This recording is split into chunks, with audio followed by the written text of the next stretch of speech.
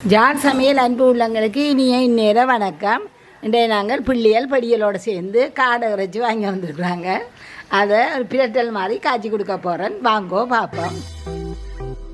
இறைச்சி, இது காடை இறைச்சி, வெங்காயம், தக்காளி, பச்சை மிளகாய், தயிர், யாழ் சமையல் தூள், இது கருவாத்தூள், மிளகு, மஞ்சள், தனி மிளகாய்த்தூள் கொஞ்சம் எடுத்துருக்கிறோம், பெருஞ்சீரகம், இது அன்னாசிப்பூ, கராம்பு, கருவா, நல்லெண்ணெய், உப்பு. வாங்க இப்படி செய்கிறாண்டு பார்ப்போம். இதுக்குள்ள கொஞ்சம் மஞ்சள் போட போகிறோம், மிளகு, தனி மிளகாய்த்தூள், இது தனி மிளகாய்த்தூள், இது கொஞ்சம் கருவாத்தூளும் கொஞ்சம் போடுறோம். இந்த பின்னுக்கு போடணும். இதை நாங்கள் பிரட்டி அரை மணித்தாலும் இதோட ஒரு அரைக்கரண்டி தயிர் பேந்து நாங்கள் சேர்க்கணும். இப்போ ஒரு அரைக்கரண்டி, ஒரு சின்ன கரண்டியாக, சின்ன அந்த தண்ணியாக இருக்கிறடியாக 2 கரண்டி இதை விட்டேன் நான். இது நல்லா பிரட்டி அரை மணித்தாலத்துக்கு ஊற வைக்க போகிறோம். உப்பும் போடுவோம். இப்போ ஜாழ்ப்பாணத்தில் பரவல வாங்கக்கூடிய இருக்குது. இது நல்லா பிரட்டி ஒரு அரை மணித்தாலத்துக்கு மூடி வையுங்கோ. உப்பு புளிப்பு எல்லாம் அதில் சேரட்டும்.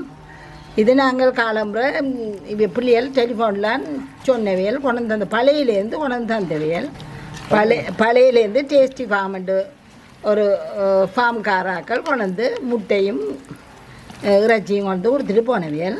சரியான சத்து கூடினது. ப்ராய்லர்லும் பார்க்க இது நல்ல மண்டபடியாக இப்போ கூடுனாக்கள் இதுக்கு மாறிக்கொண்டு இருக்கணும். ப்ராய்லரை விட்டுட்டு காடை இறைச்சி தான் வேண்டி காய்ச்சிக்கணும். இது சரியான குளிர்மையும். ப்ராய்லர் சாப்பிட்றோம் பார்க்க இவ்வளோ திறம். இதை மூடி அரை மணி நேரத்துக்கு அப்படியே வைக்க போகிறோம். அப்படியே வைப்போம். இப்போ அடுப்பை பற்ற வைப்போம். சட்டி ஆயிட்டோம். இப்போ நாங்கள் இதை இறைச்சியை 20 நிமிஷத்துக்கு மேலே ஆச்சுது. நாங்கள் இதை வெங்காயம் அதை தாளிக்க நேரம் சரியாக வரும். இப்போ அடுப்பை குறைச்சி விட்டுட்டு நாங்கள் எண்ணெயை விடுவோம். இப்போ இதுக்கெலாம் 2 மேசக்கரண்டி 2.5 மேசக்கரண்டி வரும். இதில் ஒரு அன்னாசிப்பூ போகணுங்கோ. இதுகள் இல்லாட்டி காய்ச்சாமல் விடையலாண்டு இல்லை, இல்லாட்டியும் காய்ச்சலாம். இப்போ ஒரு 4 கராம்பு போடுங்க, கருவா போடுங்க, 2 பட்டை கருவா போடுங்க. இதை எல்லாம் பேர்த்து எடுத்து விடலாம். தான் போட போகிறோம்.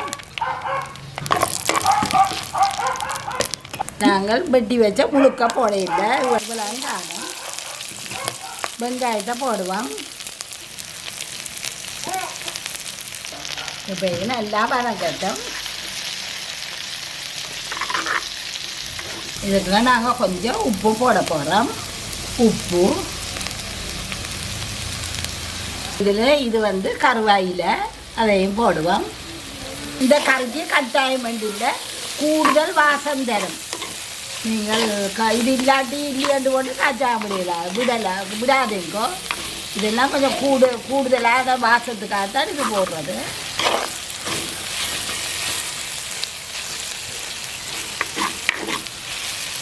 இப்போ இந்த வெங்காயம் ஒரு 3/4 பதத்துக்கு வந்துட்டுது. இது நாங்கள் இதுக்குன்னு இறைச்சியையும் போட்டுட்டு மூடி விட போகிறோம். இறைச்சியும் அந்த வெங்காயத்தோடு சேர்ந்து வதங்கட்டும். இது 30 நிமிஷம் இந்த மசாலா சாமானெல்லாம் போட்டு ஊற வச்ச நாங்கள் இதை நாங்கள் இதில் போட்டு பிரட்ட போகிறோம். இதை நாங்கள் இப்போ நல்லா கிளறி போட்டு ஒரு 10 நிமிஷத்துக்கு நீங்கள் சுரக்காதீங்கோ. இப்படியே மூடி விடுங்கோ. இந்த எண்ணெயில் இது கொஞ்சம் குறுகட்டும்.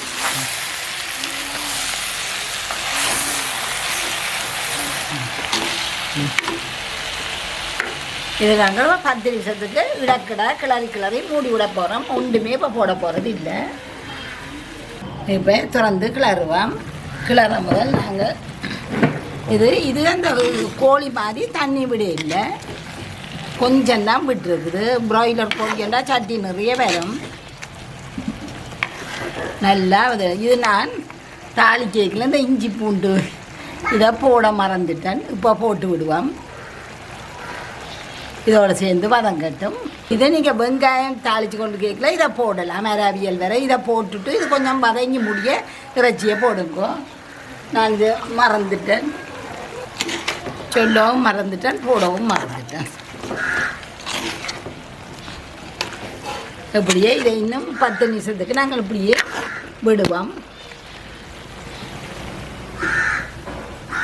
நல்லா அடுப்பை நல்லா இருக்கலாம். இப்போ இருக்கா துறப்பம் நடு இதை இடக்கில் இப்படி எடுத்து கிளறுவோம். இது நாங்கள் இடையே பால் விடாமல் காய்ச்ச போகிறோம். இஞ்சி சேர்ந்துட்டுது. நான் அன்றைக்கெலாம் இஞ்சி மனமெல்லாம் வருகுது. ஆனால் நீங்கள் அதை வெங்காயம் தாளிக்கெல்லாம் போட்டிங்கன்னா கூட நல்லா நாங்கள் தான் தண்ணி குறையும் மட்டும் கொஞ்சம் வதக்குவோம்.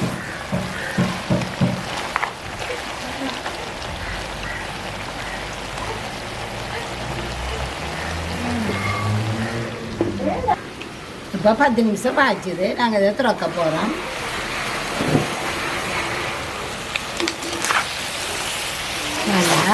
நல்லா தண்ணியெல்லாம் வச்சு போயிட்டுது. இதுக்குள்ள பிராய்லர் கோழியில் விட்ட மாதிரி தண்ணி விடாது. இப்போ நாங்கள் இந்த தயிரை நல்லா அடித்து போட்டு விட போகிறோம்.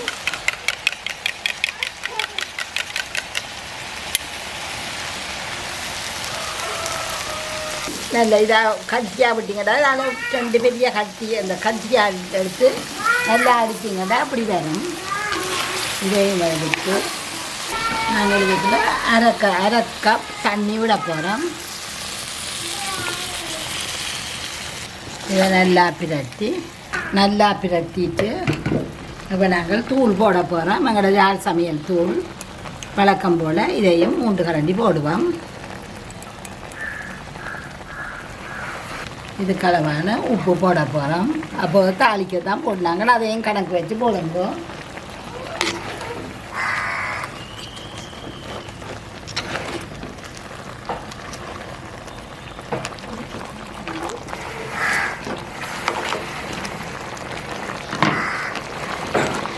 எல்லாம் போட்டுட்டோம். உப்பு தூள் எல்லாம் விட தக்காளியையும் இது 2 நல்ல கொஞ்சம் பெரிய தக்காளி இதையும் போட போகிறோம்.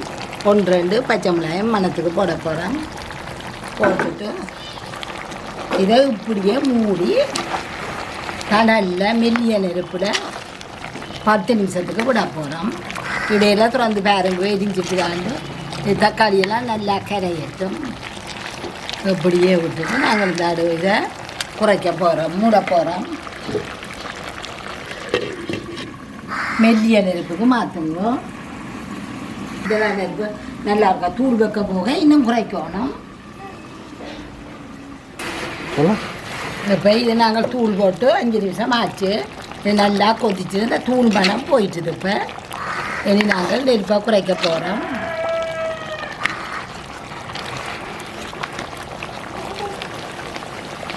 ஒரு கருவாத்துண்டையும் போட்டுட்டு நாங்கள் மூடி விட போகிறோம். மூடி இனி மெல்லிய நெருப்பில் விடணும். 10 நிமிஷத்துக்கு திறக்காமல் அப்படியே விடுங்க.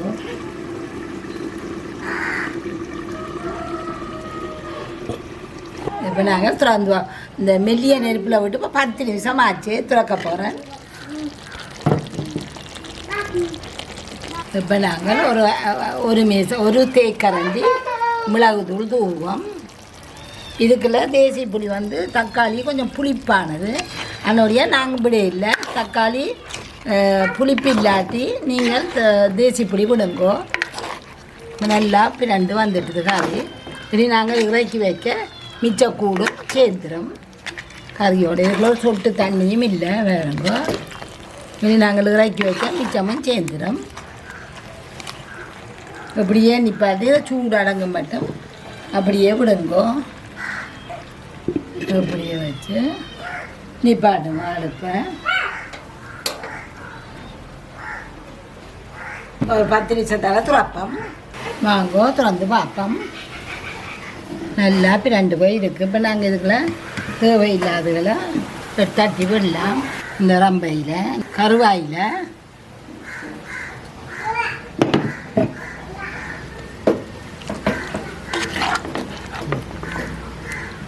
இதே மாதிரி செய்து வேறுங்கோ. இப்படியே வரும். இது அந்த பால் இல்லாமல் காய்ச்சலாக்களுக்கு பெடிகளுக்கு தானே நல்ல இது.